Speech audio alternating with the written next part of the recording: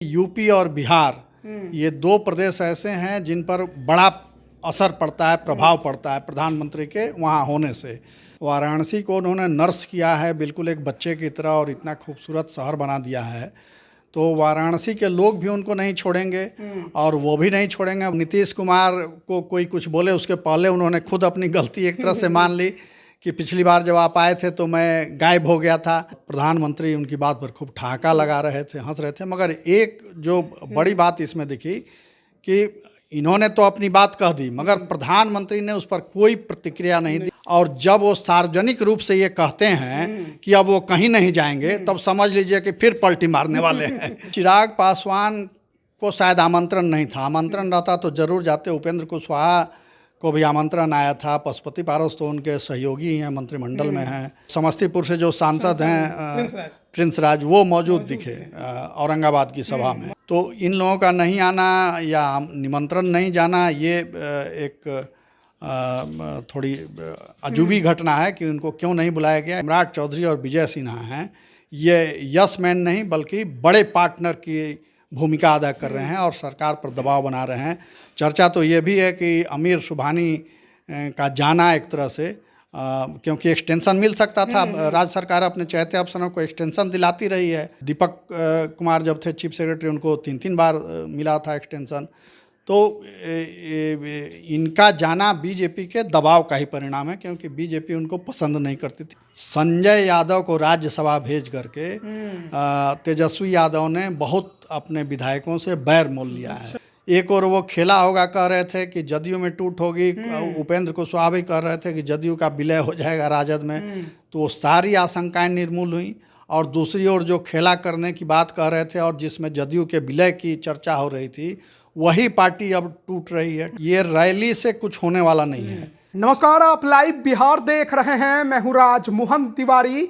देखिए, आज 2 मार्च शनिवार का दिन है और एक बार फिर से हम हाजिर हैं आप सभी के सामने आज दिन भर की घटनाओं पर चर्चा करने के लिए।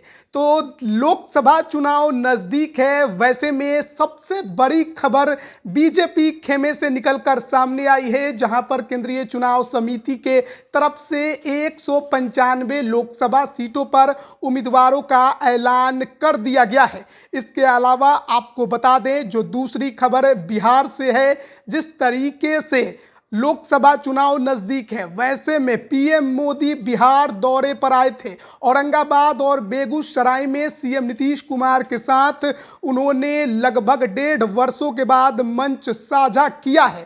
इसके अलावा बिहार की एक और बड़ी खबर निकलकर सामने आई है।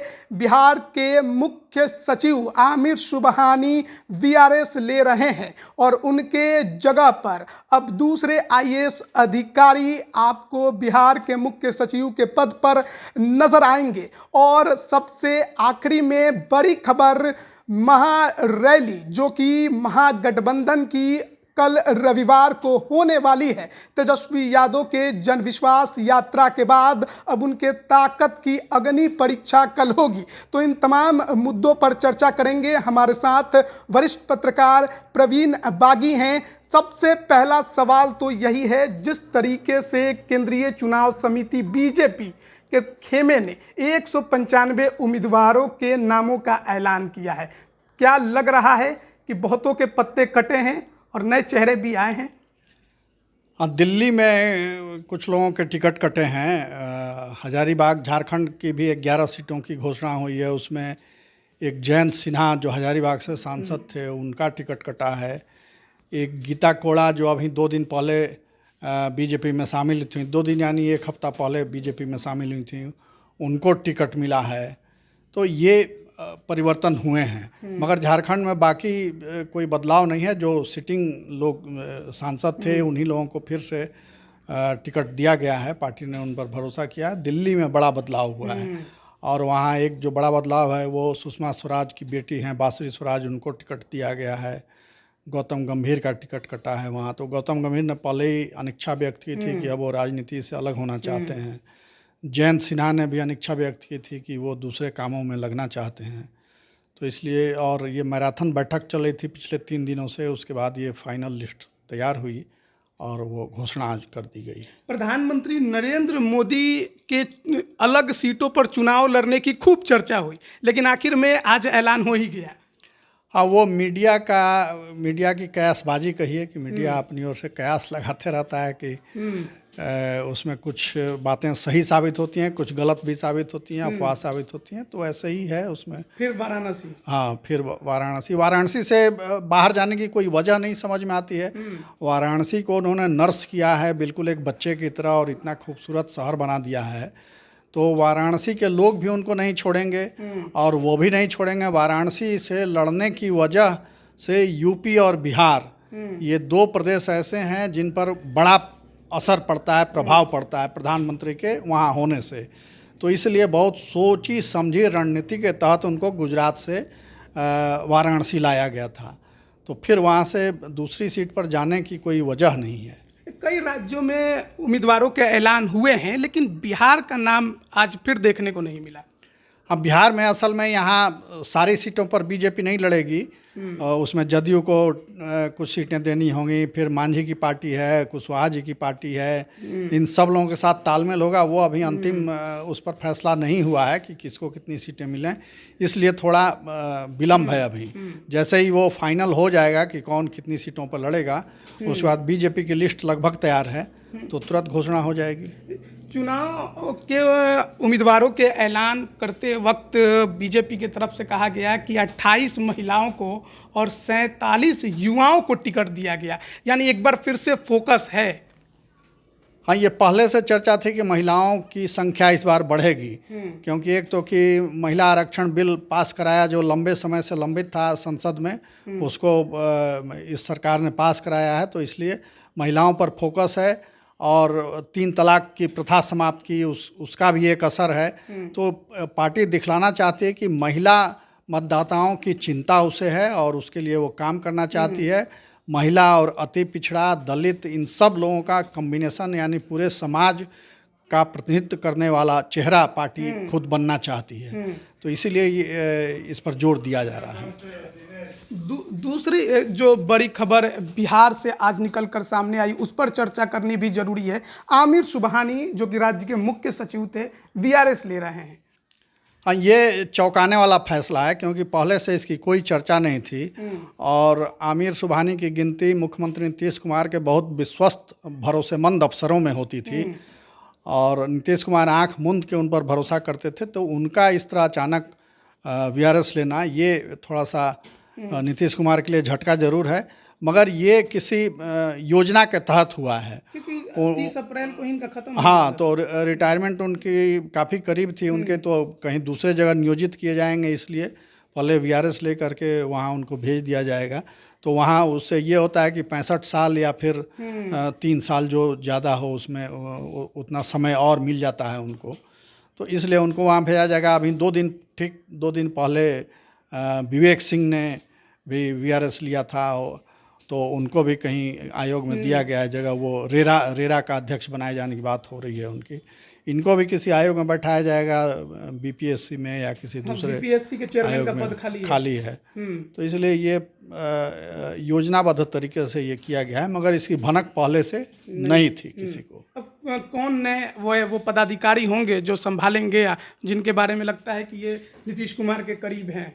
अधिकारियों के बीच ये चर्चा है कि ब्रजेश मल्होत्रा हो सकते हैं। हालांकि 2-3 नाम और भेजे जाएंगे आयोग को, और उसमें जिसका नाम तय हो जाए, तो सरकार तो चाहेगी ब्रजेश मल्होत्रा, चूँकि बहुत व्यवहारिक अफसर हैं और मुख्यमंत्री के करीबी भी हैं, तो इसलिए, और उन भाजपा का भी उन पर भरोसा है। अच्छा। तो हमको नहीं लगता है कि ब्रजेश मल्होत्रा के नाम पर किसी को आपत्ति होगी, और वो बन जाएंगे। तो पीएम मोदी आज बिहार आए थे, एक तरफ औरंगाबाद में उनका भाषण हुआ, दूसरी तरफ बेगूसराय में भी भाषण हुआ। नीतीश कुमार बड़े अरसे के बाद मोदी जी के साथ मंच पर नजर आए, खूब जोश के साथ स्वागत भी कराया उनका, तो उसको कैसे देखते हैं? दोनों जगहों के जो कार्यक्रम हुए, वो बड़ा रोचक दृश्य था, और पूरे देश की मीडिया की नज़रें इस पर थी कि इतने कटु विवाद के बाद और बहुत नाराज़गी भरा आरोप प्रत्यारोप दोनों ओर से लगाए जा रहे थे, उसके बाद जब दोनों नेता मिलते हैं तो क्या दृश्य होगा, कैसे मिलते हैं, क्या प्रतिक्रिया दोनों की होती है, तो वो देखना बड़ा रोचक था। और नीतीश कुमार को कोई कुछ बोले उसके पहले उन्होंने खुद अपनी गलती एक तरह से मान ली कि पिछली बार जब आप आए थे तो मैं गायब हो गया था, मगर अब आ गया हूँ। और उन्होंने भरे मन से ये वादा भी कर दिया कि अब हमेशा आपके साथ रहेंगे। बेगूसराय में तो कहा कि गिरिराज जी जो बैठे हुए हैं अभी केंद्र में मंत्री हैं, उनके साथ तो हम लोग काम किए हैं, सब साथ थे, मिल के कितना काम किए, विकास किए बिहार का। अब फिर से साथ आ गए हैं, तो अब हम लोग साथ चलेंगे और बिहार का विकास करेंगे। और प्रधानमंत्री उनकी बात पर खूब ठहाका लगा रहे थे, हंस रहे थे। मगर एक जो बड़ी बात इसमें दिखी कि इन्होंने तो अपनी बात कह दी, मगर प्रधानमंत्री ने उस पर कोई प्रतिक्रिया नहीं दी, एक शब्द भी टिप्पणी नहीं की कि आप आ गए हैं तो आपका स्वागत है, या हम लोग साथ चलेंगे, अच्छा काम करेंगे, ये सब कुछ नहीं कहा। उनको जो अपनी बात कहनी थी, जो योजनाओं के बारे में जानकारी देनी थी, वो सब उन्होंने किया। तो इसका मतलब ये समझा जाए कि मुख्यमंत्री ने उनकी बातों का नोटिस नहीं लिया, क्योंकि हाँ बिल्कुल, क्योंकि नीतीश जी ने अपनी छवि आया राम गया राम की बना ली है। और जब वो सार्वजनिक रूप से ये कहते हैं कि अब वो कहीं नहीं जाएंगे, तब समझ लीजिए कि फिर पलटी मारने वाले हैं। क्योंकि उनका इतिहास यही कहता है कि जब जब उन्होंने ये कहा, वादा किया कि मिट्टी में मिल जाएंगे, बीजेपी के साथ कभी नहीं जाएंगे, हाँ मर जाना कबूल है, मगर बीजेपी के साथ हाथ मिलाना कबूल नहीं है। तो जब ऐसी बातें वो बोलते हैं और उसके कुछ ही महीने के बाद वो पाला बदल देते हैं। तो जब यहाँ प्रधानमंत्री के सामने भरी जनसभा में वो ऐलान कर रहे हैं कि अब हम कहीं नहीं जाएंगे और आप ही के साथ रहेंगे, तब इसके पीछे कुछ गड़बड़ नज़र आती है। मुझे तो संदेह होता है उनकी नीयत पर कि फिर वो कुछ करने वाले हैं। तो कह रहे कि अब लोकसभा में 400 पार, मोदी जी का जो नारा है, कह रहे हैं चूँकि मोदी जी वहाँ मौजूद थे और मंच पर थे, तो वो इसलिए उन्होंने कह दिया। मगर वो इसके अभ्यस्त हैं, वो कह के और मुकर जाने के आदी हैं, ये उनका स्वभाव का हिस्सा है। लोगों को खड़ा करा दिया स्वागत में कि खड़ा उठिए, करा दिया और डांट भी दिया। 2 महिलाएं बैठी हुई थी, वो खड़ा नहीं उनके कहने पर, तो बड़ी जोर से उन्होंने डांट दिया कि कौन 2 महिला बैठी हुई है, खड़ा हो। तो वो सब इसक पकाकर उठ के खड़ी हो गई। तो नीतीश जी की बातों पर शायद इसीलिए प्रधानमंत्री ने भी रिएक्शन नहीं दिया, क्योंकि उनको भी उनकी बातों पर भरोसा नहीं हो रहा होगा कि जिस तेज़ी से वो पाला बदलते हैं। और कई कोनों में तो ये भी चर्चा है कि वो फिर पाला बदलने वाले हैं, क्योंकि असहज महसूस कर रहे हैं भाजपा के साथ। क्योंकि भाजपा ने ऐसे 2 डिप्टी सीएम लगा दिए हैं उनके साथ, जो उनकी आंख में आंख डाल के बात करते हैं, बराबरी के स्तर पर बात करते हैं, उनके यस मैन के रूप में वो नहीं काम कर रहे हैं। क्योंकि अब तक जो डिप्टी सीएम भाजपा के रहे, वो एक तरह से नीतीश जी के यस मैन के रूप में काम करते थे। मगर ये जो अभी सम्राट चौधरी और विजय सिन्हा हैं, ये यस मैन नहीं बल्कि बड़े पार्टनर की भूमिका अदा कर रहे हैं और सरकार पर दबाव बना रहे हैं। चर्चा तो ये भी है कि अमीर सुबहानी का जाना एक तरह से, क्योंकि एक्सटेंशन मिल सकता था, राज्य सरकार अपने चहेते अफसरों को एक्सटेंशन दिलाती रही है। दीपक कुमार जब थे चीफ सेक्रेटरी, उनको 3-3 बार मिला था एक्सटेंशन।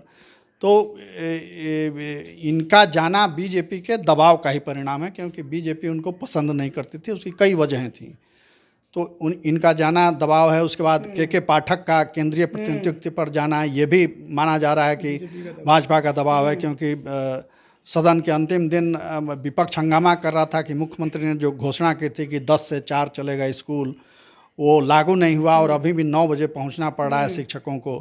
तो सम्राट चौधरी ने खड़े होकर के सरकार के उसे, सदन में उस समय मुख्यमंत्री नहीं थे, तो सम्राट चौधरी ने जवाब दिया, कहा कि अभी मुख्यमंत्री के साथ हम लोगों की बैठक होने वाली है, उसमें इसको चर्चा करेंगे और सॉर्ट आउट कर लिया जाएगा, ये कोई इशू नहीं है। तो विपक्ष उसके बाद शांत हो गया और ठीक उसके बाद ये खबर आई शाम तक कि वो केंद्रीय प्रतिनिधित्व पर चले गए। हालांकि उन्होंने पहले से आवेदन दे रखा था के पाठक ने केंद्रीय प्रतिनिधित्व पर जाने के लिए, तो उसको उन्होंने, मुख्यमंत्री ने स्वीकार कर लिया। तो वो उनसे शिक्षा विभाग का पीछा छूट गया। तो कुछ उन्होंने अच्छा काम किया, मगर यही है कि वो दायरे से बाहर जाके काम करते रहे, इसलिए विवादास्पद भी हो गए और एक बड़ा वर्ग उनके खिलाफ भी हो गया था। इसका खामियाजा भुगतना पड़ा। मगर शिक्षा को ट्रैक पर लाने की उनकी कोशिशों पर कोई संदेह नहीं है, कोई उंगली उस पर नहीं उठा सकता। प्रधानमंत्री के कार्यक्रम को लेकर आज एक और खूब चर्चा हो रही थी कि पशुपति पारस जो हैं वो इस कार्यक्रम में मौजूद हैं और चिराग पासवान जो हनुमान कहे जाते हैं वो कार्यक्रम में नहीं है। क्या नाराजगी बढ़ गई है? क्या एनडीए में खटक गए हैं नीतीश कुमार के आने की वजह से? इसको आप कैसे देखते हैं? हाँ, चिराग पासवान को शायद आमंत्रण नहीं था। आमंत्रण रहता तो जरूर जाते। उपेंद्र कुशवाहा को भी आमंत्रण आया था। पशुपति पारस तो उनके सहयोगी हैं, मंत्रिमंडल में हैं, तो इस नाते वो मौजूद थे। मगर जीतन राम मांझी भी मौजूद नहीं थे। तो इसलिए लगता है कि सभी दलों को नहीं बुलाया गया। जो मंत्रिमंडल के सहयोगी उनके थे उन्हीं को बुलाया गया। हालांकि वो समस्तीपुर से जो सांसद हैं प्रिंस राज, वो मौजूद दिखे औरंगाबाद की सभा में। मंच पर थे। हाँ, बेगूसराय में भी शायद वो मौजूद थे। तो इन लोगों का नहीं आना या निमंत्रण नहीं जाना, ये एक थोड़ी अजूबी घटना है कि उनको क्यों नहीं बुलाया गया। इसके कई कारण हो सकते हैं। उनको बुलाया जाना चाहिए था, क्योंकि अब तो ये चुनावी सभाएं हो रही हैं, एक तरह से चुनावी दौरा है ये। तो उसमें उनकी अनुपस्थिति के क्या कारण हैं, इसकी तलाश करनी पड़ेगी। प्रधानमंत्री नरेंद्र मोदी के भाषण को ही अगर ले लें तो खुलकर तो उन्होंने योजनाओं पर बात कही है, लेकिन कहीं ना कहीं तेजस्वी ने जो विधानसभा में एक सवाल उठाया था नीतीश कुमार की गारंटी को लेकर, उस पर भी उन्होंने आज जवाब दिया है।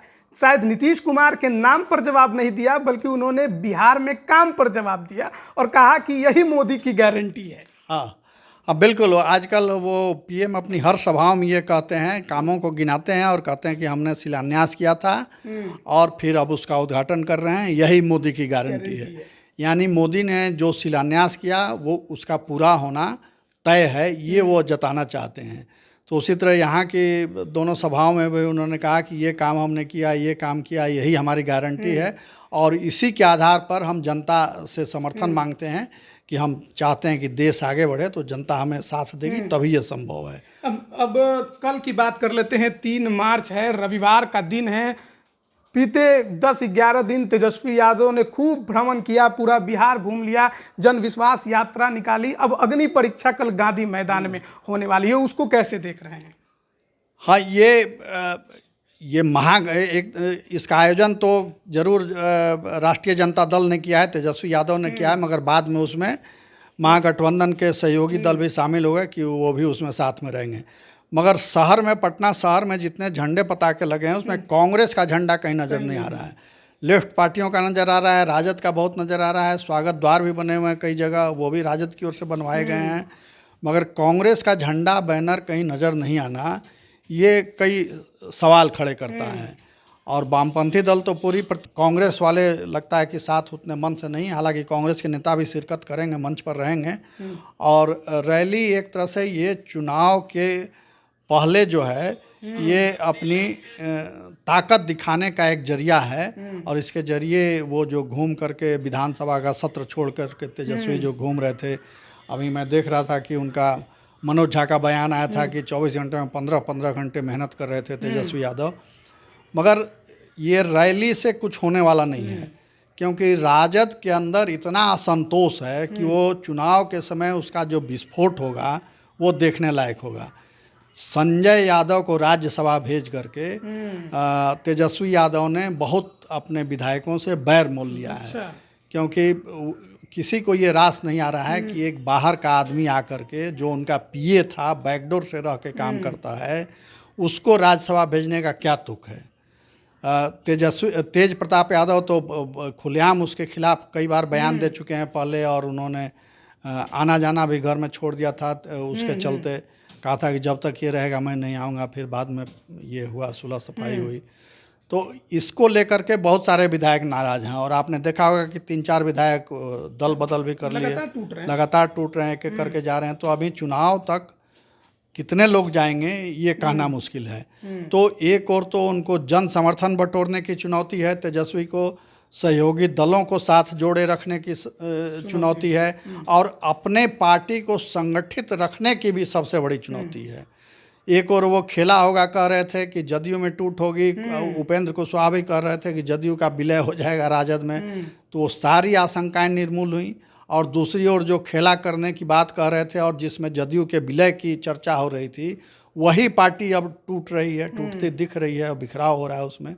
तो राजनीति में कब क्या हो जाएगा, एक कौन सा कदम क्या उसकी प्रतिक्रिया हो जाएगी, ये कहना मुश्किल है। तो अभी तेजस्वी यादव एक तरह से अपनी छवि बना रहे हैं, एक संजीदा राजनेता की, एक गंभीर और सुलझे हुए राजनेता की। और सबसे प्लस पॉइंट ये है कि उनके सरकार में रहते हुए जो शिक्षकों की बड़े पैमाने पर नियुक्तियां हुई, उसका वो क्रेडिट ले रहे हैं। और इससे जदयू संकट में है। अब जदयू को उसका जवाब देना पड़ रहा है कि ये तेजस्वी की उपलब्धि नहीं, ये नीतीश कुमार की उपलब्धि है। तो नीतीश कुमार की उपलब्धि अगर होती तो 17 साल से शिक्षा विभाग नीतीश कुमार की पार्टी के पास था, एक शिक्षक की बहाली नहीं हुई। शिक्षा को उन्होंने पूरी तरह डिरेल कर दिया, नाश कर दिया बिहार में शिक्षा का नीतीश कुमार ने। अब भले वो प्रायश्चित कर रहे हैं कि आयोग से परीक्षा दीजिए, पास होइए, वो एक ड्रामा है, वो अलग ड्रामा है, उससे होना जाना कुछ नहीं है। और तो तेजस्वी जब आए, उनके पास जब शिक्षा विभाग गया तो धड़ाधड़ 3 लाख से ऊपर नियुक्तियां हो गई। तो ये कोई भी मानेगा कि ये तेजस्वी की देन है। एक आखिरी सवाल रहेगा कल की रैली से ही जुड़ा हुआ। बीते दिनों जब इस रैली को लेकर प्रेस कॉन्फ्रेंस हुआ था तो कांग्रेस के प्रदेश अध्यक्ष अखिलेश सिंह ने कहा था कि राहुल गांधी भी आएंगे, लेकिन जैसा कि आपने कहा कि कांग्रेस कहीं नजर नहीं आ रही है और आज मनोज झा भी इस पर बोलने से बचते ही दिखाई दिए। तो आखिरकार इसके पीछे क्या मंशा रही होगी, क्या कारण रहे होंगे? इसका मतलब कि राहुल गांधी नहीं आएंगे, इसलिए वो बच रहे हैं और अखिलेश सिंह भी नहीं कुछ बोल रहे हैं। तो राहुल गांधी, देखिए राहुल गांधी भी मनमौजी नेता हैं। कब कहाँ जाएंगे, कहाँ आएंगे, किससे मिलेंगे, नहीं मिलेंगे, ये कोई नहीं कह सकता है। उनकी पार्टी के करीबी लोग भी उनसे नहीं मिल पाते हैं जल्दी। तो जो हालत आज राजद की बिहार में हो रही है, वही हालत देश में कांग्रेस की है। उसके भी नेता एक एक करके छोड़ करके जा रहे हैं और राहुल गांधी को कोई परवाह नहीं है। जैसे ये तेजस्वी सदन छोड़ करके जनसंपर्क में निकले हुए थे, वैसे ही राहुल भी संसद छोड़ करके जनसंपर्क कर रहे हैं। तो दोनों नेताओं का चाल चरित्र चेहरा एक ही है। राहुल गांधी भी घोटाले में फंसे हुए हैं, तेजस्वी यादव भी घोटाले में फंसे हुए हैं। दोनों परिवारवादी वंशानुगत राजनीति की देन हैं और दोनों कब क्या करेंगे, किससे मिलेंगे, नहीं मिलेंगे, अपने मन मर्जी के मालिक हैं। पार्टी संगठन से, पार्टी के नेताओं से उनको कोई लेना देना, कोई तालमेल बिठा के चलना, ये दोनों को नहीं आता है। तो दोनों में ये समानताएं हैं। इसलिए राहुल गांधी का आना कल अभी तक तो निश्चित नहीं दिख रहा है। अब अचानक कहीं चले आए तो अलग बात है। बहुत बहुत धन्यवाद आपका। तो देखिए, आज की जो प्रमुख राजनीतिक घटनाएं थी उस पर हम चर्चा कर रहे थे। साथ ही जिस प्रकार से तेजस्वी यादव ने जन विश्वास यात्रा निकाली और उसके बाद कल रविवार 3 मार्च को राजधानी पटना के गांधी मैदान के साथ ही पूरे पटना को भरने की बात उनके तरफ से कही गई है, वो भी उनकी अग्नि परीक्षा होगी। लेकिन जो भीड़ आएगी वो वोट में कितना बदलेगी, ये भी अपने आप में बड़े सवाल जो खड़े हो रहे हैं, उस पर भी हर आगे हम लोग लगातार चर्चा करेंगे। आगे क्या होगा उस पर भी कल के दिन हम फिर से बात करेंगे। आप सभी का बहुत बहुत धन्यवाद। लाइव बिहार YouTube पर सब्सक्राइब और Facebook पर लाइक जरूर करें।